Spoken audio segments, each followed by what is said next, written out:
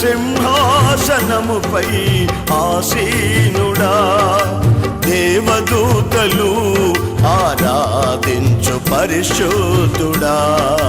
యేసయ్యా నా నిలువెల్ల నిండియున్నావు, నా మనసార నీ సన్నిధిలో సాగిలపడి నమస్కారము చేసెదా, సాగిలపడి నమస్కారము చేసెదా.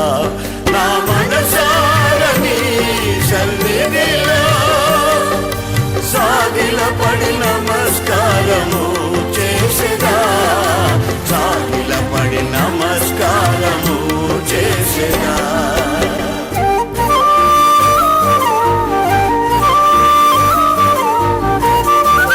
మన ప్రభువును రక్షకుడైన యేసు క్రీస్తు అతి శ్రేష్టమైన నామాన్ని బట్టి దేవుని జనాంగమైన మీ అందరికీ పేరు పేరున అందరికీ హృదయపూర్వక వందనాలు. ఈరోజు మీకు బాగా పరిచయమైన వ్యక్తిని జ్ఞాపకం చేస్తాను, కొంచెం జాగ్రత్తగా వాక్యాన్ని వినండి.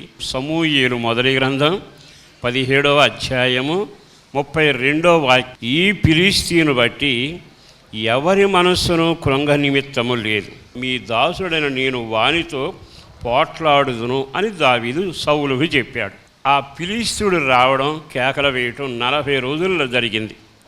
ఈ 40 రోజుల్లో సైన్యం ఉన్నారు, రాజు ఉన్నారు, యువరాజు ఉన్నాడు, సేనాపతులు ఉన్నారు, ఎరిగిన వాళ్ళు చాలామంది ఉన్నారు, నేర్పరులు కూడా గుంపులు గుంపులుగా ఉన్నారు. కానీ ఇక్కడికి వచ్చేటప్పటికి నేనున్నానయ్యా అతగాడిని జయించడానికి అని ఒక్క మనిషి అనలేకపోయాడు. కానీ విచిత్రమైన అనుభవం ఏంటంటే అతనితో నేను పోరాటాన్ని నేనున్నాను అని చెప్పగలిగిన వాడు దావీదు ఒక్కడే. కృంగిపోయిన వాళ్ళక వార్త. చాలామంది సమస్యల్లో కృంగిపోతూ ఉంటారు. ఫిలిష్తీయుడు ఆ రోజుల్లో ఉన్నాడు, ఈ రోజుల్లో కుటుంబాల్లో ఎక్కడ చూసినా ఫిలిష్తీయుడు కనపడతాడు. వాడిని చూడగానే జనం కలవరపడతారు, ఓ రకంగా కృంగిపోతారు. ఒకవేళ మనం తీర్చలేని బాకీ పెరిగిపోయిందనుకో, మనుషులు ఏమవుతారు? అనుకున్న టయానికి వివాహం జరక్క పరిస్థితులన్నీ అననుకూలంగా మారుతూ ఉంటే కృంగిపోయేవాడు లేరా? జీవితంలో చదివి కూడా ప్రయాస నిష్ప్రయోజనమైనట్టు ఓ చిన్నటి ఉద్యోగం చేసుకోవడం కంటే బతుకు తెరువుకి ఏదో పని చేసుకుంటే మనుషులు కృంగిపోవడంలా?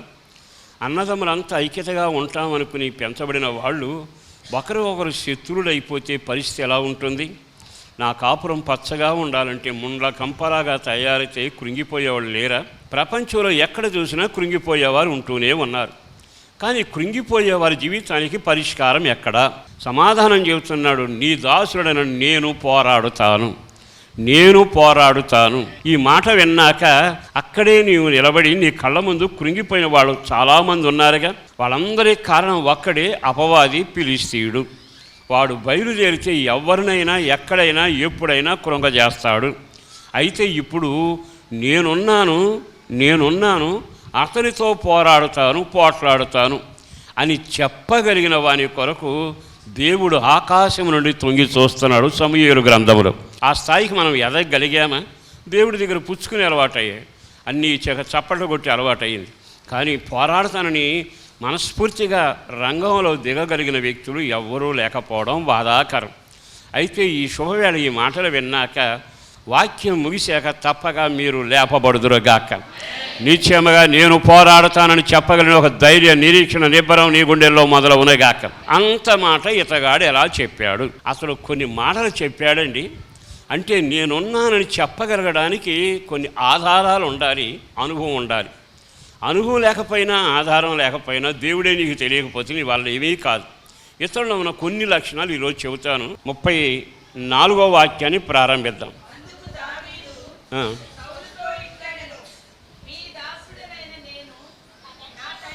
నీ దాసుడనైన నేను నా తండ్రి యొక్క గొర్రెలను కాయిచుండగా సింహమును ఎలుగు వంటి వచ్చి మందలోని ఒక గొర్రె పిల్లను ఎత్తుకొని పోవచ్చుండగా విన్నారా? సింహం ఒకసారి వచ్చిందట, ఎలుగుబంటి ఒకసారి వచ్చింది. క్రైస్తవ జీవితంలో ఈ రెండు ప్రతి ఇంటికి వస్తాయి. ఒకదాని పేరు సింహం, అంటే చీల్చుట, చెండాడుట లేకపోతే మృంగుట. సింహం ప్రతి ఇంట్లో తిరుగాడుతుంది. నిన్ను మృంగాలని, నిన్ను చీల్చాలని, నీ రక్తాన్ని పిండాలని, నిన్ను సజీవుడిగా లేకుండా చెయ్యాలని అపవాది ఎప్పుడు ఇళ్లలో తిరుగుతూనే ఉంటాడు. రెండవది ఏమిటో తెలుసా? ఎలుగుబంటు. ఈ ఎలుగుబంటు పొరపాటునగాడు మనిషి కనబడితే విడిచిపెట్టదు. ఆ మనిషిని వెంటాడుతూనే ఉంటుంది. తన జీవితంలో వినాశనం కోరేంత వరకు నిద్రపోకుండా ఉండదు. సింహం చీల్చెళ్ళిపోతుంది. కానీ ఈ ఎలుగుబంటు మాత్రం ఎంతవరకు ఉంటుందంటే నరుల్లో ఊపిరినంత వరకు వెంటాడుతూనే ఉంటుంది. ఒకవేళ మనిషి చనిపోతే అతని దగ్గరికి వెళ్ళి వాసన చూచాక శ్వాస లేదనుకుంటే అప్పుడు వదులుద్ది. అంటే జీవితకాలం వెంటాడేదేమో ఎలుగుబంటు. కుటుంబాన్ని చీల్చి చిందరవందర చేసి మృంగి నాశనం చేసి రక్తాన్ని పిండేదేమో సింహం. ప్రతి క్రైస్తవ కుటుంబాలలో, సంఘాలలో, సహవాసాలలో నువ్వు ఎంత భక్తుడివైనా ఈ రెండు వచ్చిపోతానే ఉంటాయి ఆత్మీయ జీవితంలో. అవి రెండు వచ్చాయట. రాగానే ఇతడు ఏం చేశాడో తెలుసా? చదవండి ఆ వాక్యాన్ని.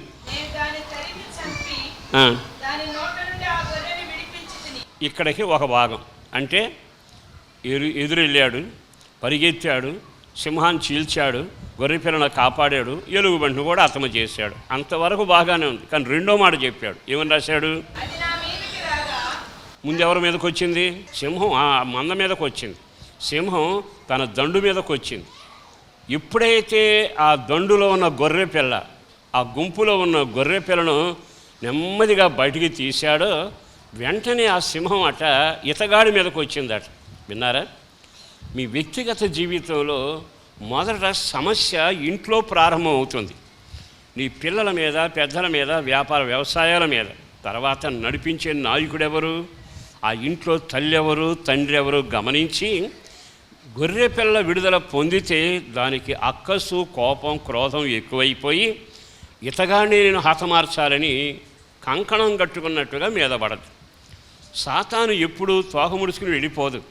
ముందు నీ పిల్లల మీద, నీ కుటుంబం మీద, నీ ఆహారం మీద, నీ ఆరోగ్యం మీద, నీకున్న క్షేమం మీద దండయాత్ర చేసి అది దానివల్ల కాకపోతే యజమానుడెవరు, ఈ ఇంటికి నాయకుడెవరు, తల్లి ఎవరు, సంఘానికి గురువు ఎవరు, ఈ సేనకు నాయకుడెవరో గుర్తుపట్టి నెమ్మదిగా అతని మీద పడదు. అప్పుడు ఒక సంఘటన రాశాడు అక్కడ. ఏమని రాశాడు చూడండి. అది నా మీదికి రాగా దాని గడ్డము పట్టుకుని కొట్టి చంపేతిని. ఇప్పుడు ఇంతకీ నేనున్నాను అని చెప్పగలిగిన వాని ధైర్యం ఏమిటి? ఇంతకీ నేనున్నాను, మీరు భయపడక్కర్లా. కృంగిపోతున్న వారడారా, తుట్టిల్లుతున్న వారడారా, కంగారు పడుతున్న వారడారా, ఆవేదనతున్న వారడారా, చావడానికి నిర్ణయించుకున్న వారడారా, నేను చెప్పగలిగిన మాట ఏమిటో తెలుసా? మీరెవ్వరూ కృంగిపోనక్కర్లా. నేనున్నానయ్యా. నేను ఎవరినో తెలుసా? నెమ్మదిగా సింహం నా మీదకు వచ్చింది.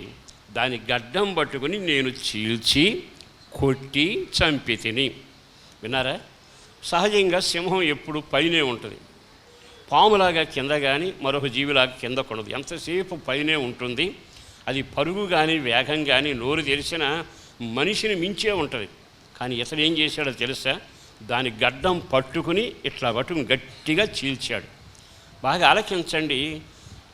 దావీదుకున్న కృప, దావీదుకున్న తెలివితేటలు ఏమిటో తెలుసా?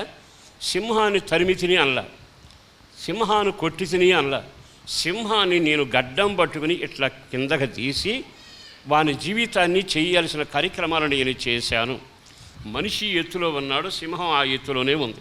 నెమ్మదిగా ఆ గడ్డం పట్టుకుని ఎప్పుడైతే అతను కృంగి కిందకి లాగాడో ఇప్పుడు ఆ పైనున్న భాగం అంటే మన నోరుంది కదా, ఈ రెండు కలిస్తే ఏదైనా కొరగలం, ఈ రెండు కలిస్తే ఏమైనా చేయగలం, రెండు కలిస్తే మాట్లాడగలం, రెండు కలిస్తే ఏదైనా మింగగలం. ఈ ట్రై చేసి చూడండి. కింద పట్టుకుని ఇట్లాగే ఉంచి నోరు తెరిచి మింగి చూడండి. ఈ నోరు ఇలా తిరగబడినాక పాయసం పెట్టినా లేదంట్లో ఐస్ క్రీమ్ పెట్టినా పొరపాట్లు తన వల్ల కాదు. సాతాను క్రియలు లయపరచడం అనే ఒక విద్య నేర్చినవాడు దావీదు. ఈరోజు నేను సేవకుడిగా చెప్పగలిగిన మాట మీకైనా నాకైనా నేనున్నానయ్యా అని చెప్పే ధైర్యం ఎప్పుడు వస్తుంది? నువ్వు అనుకున్నట్టుగా నేను బాగా ప్రార్థన చేస్తున్నాను, వాక్యం చదువుతున్నాను, అవసరమే. కానీ నువ్వెప్పుడు ఎవరిపై ఉండాలో తెలుసా?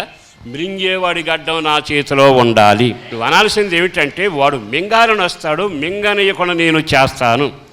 ఆ రెండు పై దవడ కింద దవడ కలిస్తే చీల్చేస్తాడు, మింగేస్తాడు, ఏమైనా చేస్తాడు. ఇప్పుడు వాడేమో క్రూరుడు, కానీ ఇతను ఎవరో తెలుసా? బాలుడు. క్రూరుడు కార్యక్రమాలు బాలుడు సరి చేశాడట.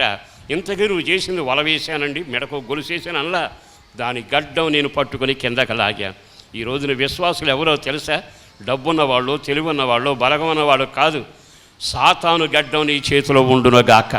మరి ఈ రోజున దేవుని బలం చేత, దేవుని కృప చేత నడిపించబడుతున్న నీవు దాని గడ్డం పట్టుకున్న వ్యక్తిలాగా ఉంటున్నావా? అది మింగుతా ఉంటే నిన్ను నీవే గడగడలాడుతూ అప్పగించుకునే వ్యక్తిలాగా ఉన్నావా? ఎంతమందిని మింగాడు వాడు. ఆది కాండం మొదలు పెడితే ధనాశని ఎరవేసి శ్రీలోలుడు అని చేసి కొన్నిసార్లు పదవీ అమ్మోహం ద్వారా ఎంతమందిని మింగాడు. చివరికి బంగారు కాసులు చూపించి కూడా జనాన్ని మింగాడు వాడు. మింగుతున్నవాడు చాలామందిని మింగాడు. జాగ్రత్త. ఎందుకో ఈ రోజున గొప్ప విజేతగా నీవు నిలవాలి. దేవుని పక్షాన రోషం కలిగిన వాడుగా బ్రతకాలి. సమాజానికి సమాధానం చెప్పగలను నేనున్నాను అని చెప్పగలిగిన సమర్థులు ఈ మందిరంలో లేపబడుదురుగాక. ఆ లిస్టులో నీ పేరుండునుగాక. నీ చేతిలో ఉండవలసింది ఏ రకమైన ఆయుధం లేదు. నీవు స్తుతిస్తూ ప్రార్థిస్తూ గణపరుస్తున్నావు, వాడి గడ్డం నీ చేతిలో ఉండునుగాక. ఇతను అంటున్నాడు, అతను ఆ మాట రాయక్కర్లేదుగా. నేను సింహాన్ని చీల్చాను, కొట్టాను, చంపానట్టు అయిపోయింది. కానీ ఆ మాట రాశాడు. ఎందుకో తెలుసా? గడ్డం ఉంటే, గడ్డం దొరికితే సాతాను తోకాడేటట్టునే తప్ప ఏమీ చేయలేడు. అంటే చిటకాంత ఇక్కడే ఉంది. నువ్వెవరు అయి ఉండాలో తెలుసా? ప్రాకారాలు పడతాను, దేశాన్ని దాడతాను అనే అక్కర్లా. సాతాను గడ్డం నా చేతిలోకి వచ్చేందుకు నేను ప్రయాసపడతాను. అట్టి ప్రార్థనాపరుడుగా నేను ఉండగలుగుతాను. ఈ రోజున సింహం ఎక్కడుంది? ఎదురుగా ఉంది. దావీదు తల ఎక్కడుంది? దగ్గరగా ఉంది. విచిత్రం ఏంటి తెలుసా? మీ సింహం అలా నోరు తెరిచి అట్లాగే ఉంది. ఇతను గడ్డం పట్టుకున్నాడు. అక్కడ ఎదురుగుండా ఇద్దరు కనపడుతున్నారు, కానీ మింగలేకపోతుందిగా. కారణం ఏమిటో తెలుసా? సాతాను బలహీనతలన్నీ నీ చేతిలో ఉండాలి. వాడి ఆయుధాలను నీ చేతిలో ఉండాలి. వాడి పన్నాగాలను నీ చేతిగా చెక్కాలి. నీ పన్నాగాలు నీ ఆలోచనలు కాక దేవుని చిత్తానుసారంగా అతడు వేసే పన్నాగాలన్నిటినీ నీ చేతితో పట్టుకోగలను సామర్థ్యం నీకు కలుగునుగాక. ఈ శుభవేళ ఈ మాటలు చెప్పడానికి సంతోషిస్తున్నాను. ఓ సేవకుడిగా సంబరపడుతూ చెప్పగలిగిన మాట.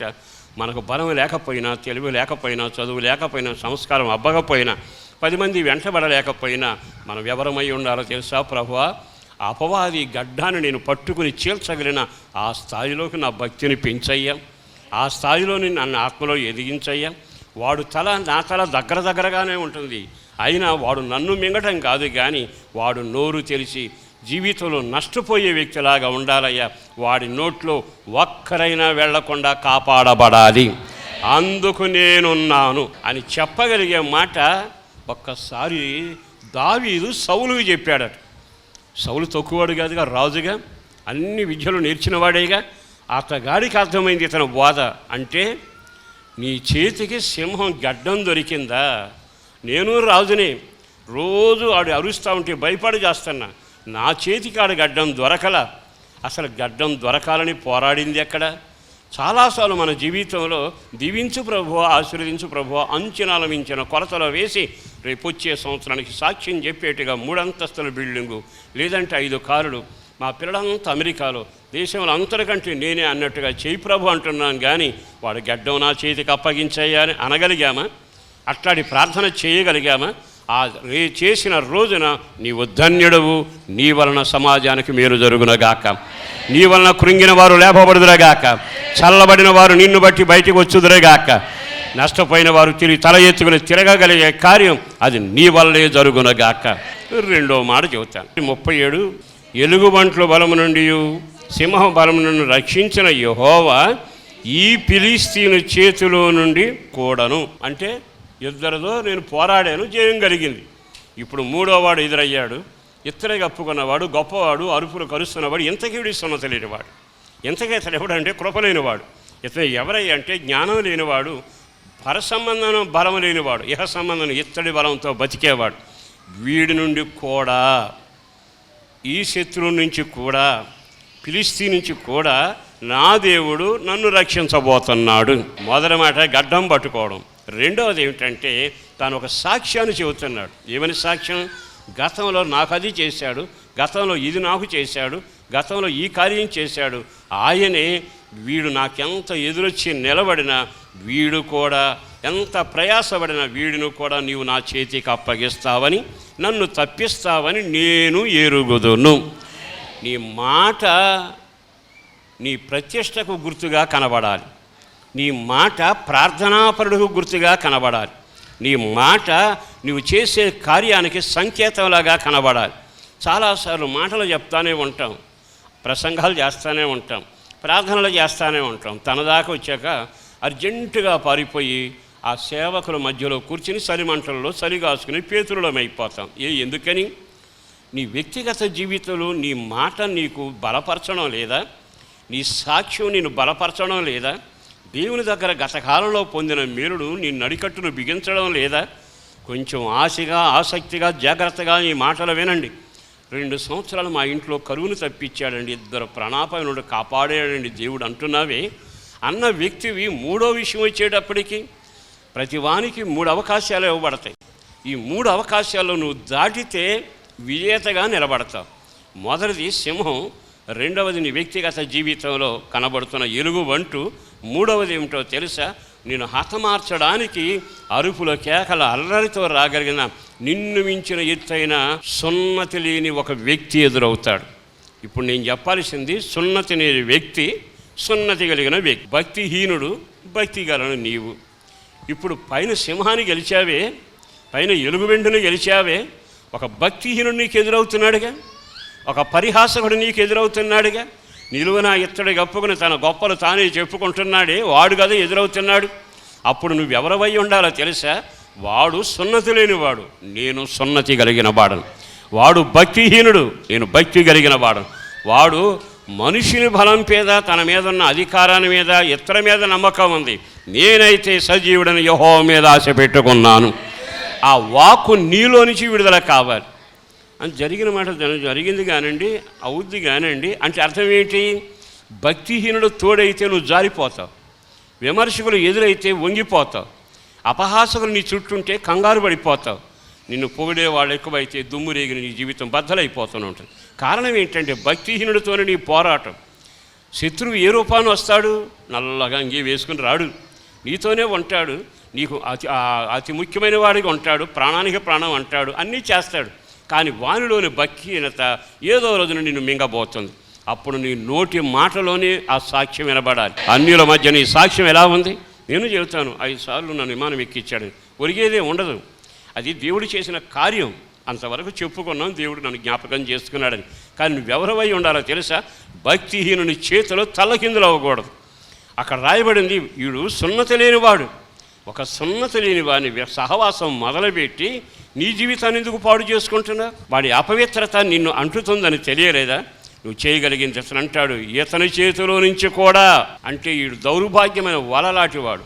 మనతో ఉన్న వ్యక్తులు భక్తిహీనులు, పరిహాసకులు, మనను పొగిడేవాడు, నాశనం చేసేవాడు, మన జీవితంతో ఆటలాడేవాడు, మంచితనంతో నీకు చిచ్చు పెట్టగలిగిన వాడు, కొండ నిండా పాలుంటే విషం వేయగలిగిన వాడు, చెప్పుడు మాటలు చెబుతాడు, నీ జీవితాన్ని సర్వనాశనం చేస్తాడు. కొండంత విశ్వాసంతో ఉంటావు, అవిశ్వాస బొట్లు వేస్తాడు. తర్వాత ఏమి వెళ్తాంలే గుడికి, ఎవరు కరెక్ట్ ఉన్నారులే, ఏమవుతుందిలే, అది అన్నీ మామూలు, తప్పదు, భక్తి చేయాలని కనుక దేవుడు వెళ్తున్నాం అంటే ఎంత మార్పు వస్తుంది? జాగ్రత్త. వానిలో నుంచి కూడా, వాడితో కూడా నీకు నష్టం కలుగునట్లు నా దేవుడు అతని నుంచి నిన్ను విడిపించునగాక. దానికి ఎల్లప్పుడూ నీ సాక్ష్యం బద్దలయ్యేట్టుగా చెప్పగలగాలి. నీ సాక్ష్యం నిన్ను కాపాడాలి. నేనెవరిని, మీరెవరు? అపవాది నేనెవరిని?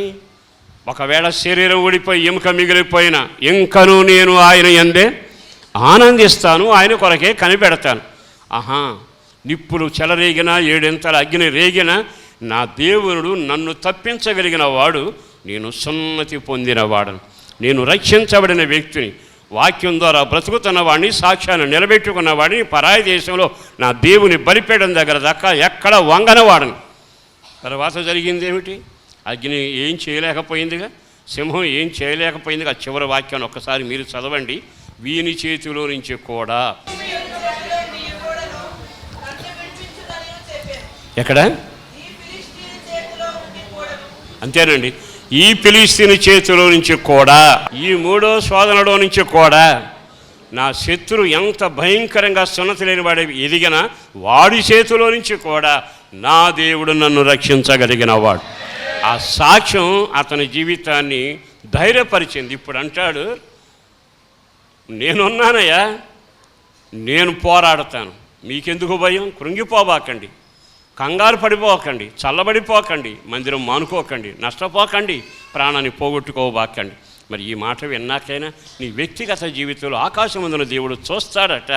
చూసినప్పుడు నీవు దేవుని కొరకు నేను బ్రతకగలను, చెయ్యగలను అనే మాట ఎప్పుడు చెబుతావు అంటే, ఇదిగో రెండో అనుభవం ఇది. ఇక మూడో అనుభవం ఒకటి చెబుతాను. ఆ తర్వాత రాజు మమకారంగా ప్రేమించి అపరిమితమైన ప్రేమను వలకబోసి తీసుకొచ్చి, సౌలు గారు ఏమన్నాడు తెలుసా? యుద్ధం చేయలేకపోయినా దీవించే మనసు ఉంటుంది. కొంతమందికి ప్రార్థన చేయరు, కనపడ్డ వాళ్ళలో దీవిస్తుంటారు. దీవిని వచ్చి పడద్దా ససద్దా? చదవండి 37 చివరి భాగం.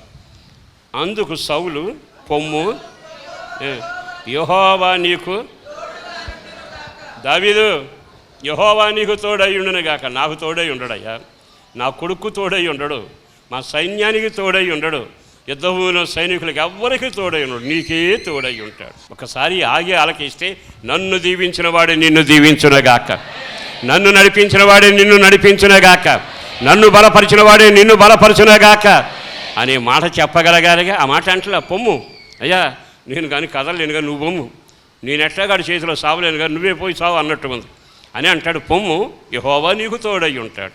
తర్వాత ప్రేమను వలకబోసిన వ్యక్తి ఆ 38లో కనబడతాడు. ఏమంటాడు తెలుసా? పిమ్మట యుద్ధ వస్త్రాలు, అంటే మామూలుగా మిలిటరీ వాళ్ళకి డ్రెస్ అంతా ముందుగానే కుట్టించి ఉంచుతారు, ఎవరెవరికి ఎప్పుడు ఇవ్వాలి ఇస్తుంటారు.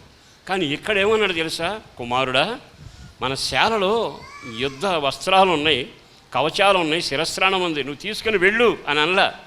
నాయే నీకిస్తా, నా యుద్ధ వస్త్రాలు నీకిస్తా. ఎంత మమకారం అండి! అంటే ఇప్పుడు సౌలు గారి సరుకంతా దావీదు వేసుకోవాలి. విన్నారా? మనకు జరిగే విపత్తైన అపాయకరమైనది ఇదే. అదేమిటంటే, తాను వాడాడట, తాను వాడిన వస్త్రం పేరేంటి తెలుసా? పిరికితనం. తాను వాడిన వస్త్రం పేరేంటి తెలుసా? నా వల్ల కాదు. తాను వాడిన వస్త్రం ఏమిటో తెలుసా? ఆడి కేకలకే నేను భయపడుతున్నాను, నేను ముందుండను కానీ వెనకే ఉంటాను. ఆ వస్త్రాలు నువ్వు వేసుకోవాలట, ఆ వస్త్రాలు నేను వేసుకోవాలట. ఎంత ప్రేమండి! అంటే అర్థం ఏమిటి? సాతాను మనల్ని ఎలా నడిపిస్తాడు, ఎలా వంచేస్తాడు అంటే, మీ కొరకు అదిగో క్రొత్తగా ఉన్న యుద్ధ వస్త్రాలు ఉన్నాయి, తీసుకుని వెళ్ళు, అక్కడ కత్తి ఉంది, డాలు ఉంది, అవి తీసుకుని వెళ్ళు, సేనాపతి అతగాడికి అనలా. నా వస్త్రాలు తీసుకెళ్ళయ్యా, నా పేరే అనుమానం, నా పేరే ఓడిపోవటం, నా పేరే సిగ్గుపడటం, నా పేరే నా జీవితంలో కృంగిపోవటం, ఇదే సరుకు నీకేస్తా. కానీ ఎంత సమర్థుడు తెలుసా దావీదు? నేనున్నాను అని చెప్పినవాడు ఇప్పుడు నేను ఏ వస్త్రాలు వేసుకొనాలి? నా యొక్క వస్తువులు ఏమిటి? అతను అంటాడు కదా, నా వస్తువులు వేసుకో, నాలాగే కృంగిపోతావు, నా వస్తువులే వేసుకో, ఆయుధాలు పట్టుకుని వణుకుతుంటావు, నా వస్తువులే వేసుకో. వాడు అరుస్తూ ఉంటాడు, వెనక వరుసలో నిలబడు. కానీ ఇతడు ఏమంటాడు తెలుసా? నేను పోరాడగలిగిన వ్యక్తిని, నేను వానితో పోట్లాడుతాను అన్నాడే. అప్పుడు అంటున్నాడు, రాజా, నీ వస్త్రాలు కానీ, నీ కత్తి కానీ, నీ డాలు కానీ, నీ కలిగింది ఏది కూడా నాకు అక్కరకు రాదు, అది నాకు వాడుక లేదు. నీకు ఒక వస్త్రం ఇచ్చాడు కదా దేవుడు. గొర్రెల కాపరిగా వెళ్ళినప్పుడు తన వస్త్రధారణ వేరుగా ఉంది. ఇప్పుడు యుద్ధానికి అతను అట్లాగా వెళ్ళిపోవాలి. కానీ ఇతను అంటాడు, నా వస్త్రాలు వేసుకో. చాలాసార్లు మనం మన వస్త్రాలు వేసుకోం, మన దైనందిక జీవితాన్ని కాపాడుకోం. వాళ్ళని చూస్తాం, వాళ్ళలాగా ప్రార్థన చేస్తాం, వీళ్ళని చూస్తాం, వాళ్ళలాగా కూటమి పెడతాం, వీళ్ళని చూస్తాం, వాళ్ళలాగా నటిస్తాం, వీళ్ళని చూస్తాం, వాళ్ళలాగా పాడతాం, వాళ్ళని చూసి వీళ్ళని చూసి. దేవుడికి ఎవరు కావాలో తెలుసా? తాను ఇచ్చిన గొంతుతో పాడగలిగిన వాడు కావాలి, ఆయన ఇచ్చిన గొంతుతో ప్రసంగం చేయని వాడు కావాలి, ఆయన ఇచ్చిన చేతిలో దానం చేయగలిగిన వాడు ఆ చేతితోనే చేయగలగాలి. వారిని చూసి వీరిని చూసి వారిని చూసి నువ్వు మొదలు పెట్టావంటే సౌలు వస్త్రాలు వేసుకున్నవాడివేగా. నీ వస్త్రం నువ్వు వేసుకో, నీ శక్తి నీకు అవసరం, నీ విశ్వాసం నీకు అవసరం, నీ బలిపీఠం నీకు అవసరం, నీ ఆయుధం విశ్వాసం నీకు అవసరం, నీ ప్రార్థనా శక్తి నీకు అవసరం. కానీ వాళ్ళు చేశారు గనక, వీళ్ళు చేశారు గనక అతను వాళ్ళ వస్త్రం నువ్వు తీసుకోబోతున్నావు. అది ఎవరి వస్త్రం? పిరికితనం కలిగిన వాని వస్త్రం. అతను ఎవరు? దేవుని పేరు నిలవలేనివాడు. అతడు ఎవరు? దేవుని నామం ఉచ్చరించలేనివాడు. అతడు ఎవడో దేవుని కొరకు ప్రయాసపడలేనివాడు. అతనితో నీ సహవాసం, ఆ అలవాట్ల నీకు రావడం, ఆ అంగీ నువ్వు వేసుకోవడం, ఓడిపోక ఏమైపోతా? వెంటనే దావీదు అంటాడు, నేను పోరాడగలిగిన వాడిని కదా, పోరాటం నాకు తెలుసు కదా, నేను వేసుకుంటే నా దేవుడిచ్చిన వస్త్రాలే వేసుకుంటా, యుద్ధానికి వెళితే నా దేవుని పేరటే వెళతా, పలికితే ఏదైనా దేవుని మాటే పలుకుతా, చెప్పేది ఏదైనా ఉంటే ఆయన మాట చెబుతా, చేసేదైనా ఉంటే ఆయన చెప్పింది నేను చేస్తా. అపవాది ప్రతినిధిగా ఉన్న సౌలుతో అంటాడు, నీ సరుకు నాకు అక్కరలేదు. వాళ్ళని చూసి వీళ్ళని చూసి మీరు పొరపాటున మీ స్టైల్ మార్చబాకండి. నీకు ఏ కంఠం ఇచ్చాడో ఆ కంఠంతో ప్రార్థన చేయి, ఏ కంఠం ఇచ్చాడో దానితోనే స్తుతించు. నీకు పాఠం రాదనుకో, నువ్వు ట్రై చేయక్కర్లా. ఎందుకు చేయకూడదు? ఇచ్చినవాడు ఆయనగా. అంటే ఆయన ఇచ్చిన కంఠాన్ని కొంచెం నువ్వు ఒక మార్పు చేయటానికి ప్రయత్నం చేయక ప్రభు దగ్గర ప్రార్థన చేయి. నీ కంఠాన్ని అభిషేకించగలిగినవాడు, నీ బలిపీఠాన్ని అభిషేకించగలిగినవాడు, నీ చేతుల ఆయుధం అభిషేకించగలిగినవాడు. నీ అలవాట్లు నాకు అక్కరడా, నీ కార్యక్రమాలు నాకు అక్కరడా, నువ్వు చెప్పినట్టు నేను వినక్కరడా, నన్ను నడిపించేవాడు ఒకడున్నాడు, ఆయన ఇష్టమే నేను నెరవేరుస్తాను. విజయానికి రహస్యం కూడా ఇదే. విజయ పథకంలో ఎదగడానికి కూడా శత్రుని చేతికి అప్పగించబట్టడానికి కూడా కార్యం ఇది. ఈ రోజైనా ఈ మాటలు విన్నాక ఒక్కసారి ఆగి ఆలకించండి. నేను ఎక్కడ ఉన్నాను? సింహం గడ్డం పట్టుకునే వాళ్ళలాగా ఉన్నానా? వాడు మింగితే తల అప్పగించేవాళ్ళలాగా ఉన్నానా? నా వ్యక్తిగత జీవితంలో నేను నా యొక్క యేసుని పేరట వాడి చేతిలో నుంచి కూడా నేను కాపాడబడతానని నిరీక్షణ పదాలు పలకగలిగావా? సాతాను సామాగ్రి, ఆదివారం ఉళ్ళో సామాను, సోమవారం నుంచి సాతాను సామాగ్రి వాడుకుంటే నీ అపజయానికి సంకేతం అదేగా. ఈ రోజైనా ఈ మాటలు విన్నాక మీరందరూ లేచి నిలబడితో, పరిశుద్ధుడను ప్రేమమడిన ప్రభు వందనాలయ, అపారమైన నీ ప్రేమను బట్టి ధన్యవాదాలు. ఈ శుభవేళ నీ మాటలు వినడానికి అవకాశం కలిగించారు, అందుకో వందనాలు. నేనున్నానని చెప్పగలిగిన సామర్థ్యత నాకు మాకు కలుగునట్లుగా కార్యం చేయండి. మా పరుగులో పొరపాటున సౌలు సామాగ్రి మేము వాడుకున్నట్లుగా, లోకుల ఆచారాలు మాలో కనబడకున్నట్లుగా, లోకుల మాట వినేటట్టుగా మేము ఉండకున్నట్లుగా మా పైన సాగించండి. పేరు పేరు నా బిడ్డలను దీవించండి, రాకడ కొరకు సిద్ధపరచండి, రోగులను ముట్టండి, బలహీనలు బలపరచండి, పిల్లల చదువుల కొరకు మంచి మార్గాలు తెరవండి. అనారోగ్యం ఉన్న వారికి ఆరోగ్యం కలగాలి, కృంగిన వారు లేపబడాలి, అందరికీ రక్షణ కలగాలి. దీవించి కాపాడి మీరు మహిమ పొందమని యేసు పరిశుద్ధ నామాన ప్రార్థన చేసి వేడుచున్నాం తండ్రి, ఆమేన్. మీ ప్రార్థనా వసతుల కొరకు మమ్మలను సంప్రదించవలసిన మా చిరునామా పాస్టర్ దేవదాస్ గారు, వస్తున్నామండి, న్యూస్వీడ్ రోడ్డు, హనుమాన్ జంక్షన్, కృష్ణా జిల్లా, ఆంధ్రప్రదేశ్. మా ఫోన్ నెంబర్లు 08656242751, మరి ఒక నెంబర్ 9440772772.